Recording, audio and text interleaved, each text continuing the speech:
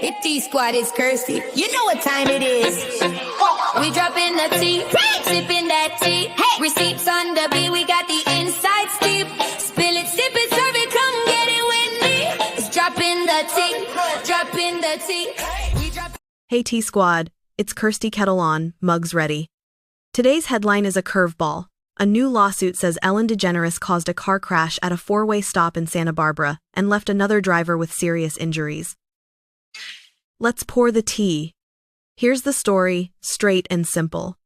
According to the complaint, the other driver reached a four-way stop, came to a full stop, checked for traffic, and started through the intersection. The filing says Ellen entered that same intersection without stopping and T-boned the driver's car. The plaintiff says she was in a Tesla. She's suing for general negligence and damages. What damages? The lawsuit lists multiple injuries, lost wages, medical expenses, emotional distress, and loss of enjoyment of life. In plain English, she says the crash hurt her body, her bank account, and her day-to-day life. The complaint doesn't put a number on it yet. That part usually comes later. Where this sits right now. This is a civil case, not a criminal one. Ellen's side hasn't given a public comment at the time of this recording. That can change fast once lawyers file a response. Expect the usual first steps: formal service, an initial response from Ellen's team, then discovery. That's the phase where both sides go hunting for receipts, photos, medical records, witness statements, and any data the cars can provide. Let's talk evidence, because this is where cases like this live or die. Four-way stop collisions are often a battle of timing and angles. Who stopped fully? Who rolled? Who had the right of way? In 2025, the street might not remember, but the technology might. Teslas can store speed and braking data. Other vehicles can have event data recorders. Ring cameras on a nearby corner house might show the approach.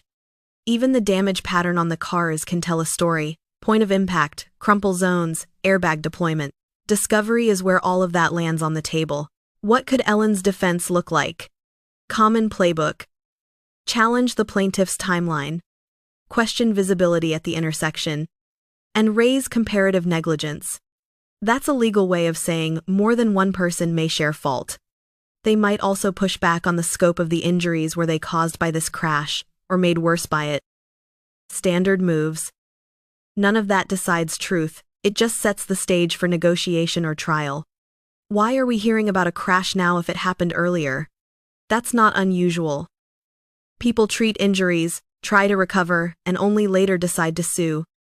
Insurance negotiations can stall. Medical bills stack up. A lawyer files when it becomes clear a settlement isn't coming together informally. So a gap between an accident and a lawsuit isn't a red flag by itself, it's actually common. Zooming out. Ellen has kept a lower profile since ending her talk show. That's why this case hits so hard online: quiet celebrity, sudden legal headline. It's a clean, shareable story, a stop sign, a T-bone, and high-profile name recognition. The internet is already splitting into camps: she blew the sign versus let the facts land. My take? The documents give us the allegation. The evidence will tell us the rest. What to watch next? Look for Ellen's legal team to file an answer or a motion.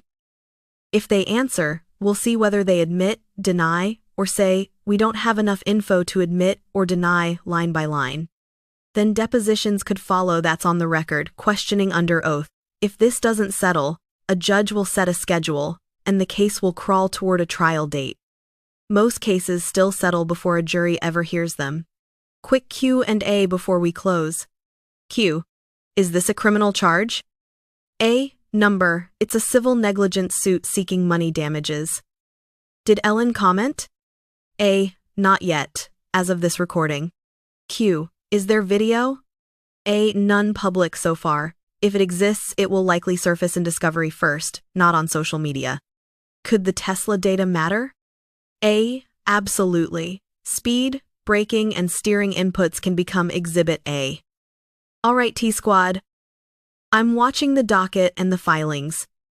If there's a response from Ellen's team or any new evidence, I'll bring you the receipts and break it down without the legal fluff. If you found this breakdown clear and helpful, like and subscribe, it helps more than you know. Drop a comment. If you were the judge, what's the first piece of evidence you'd want to see in this case? I'm Kirsty. This was your fresh pour. See you in the next one.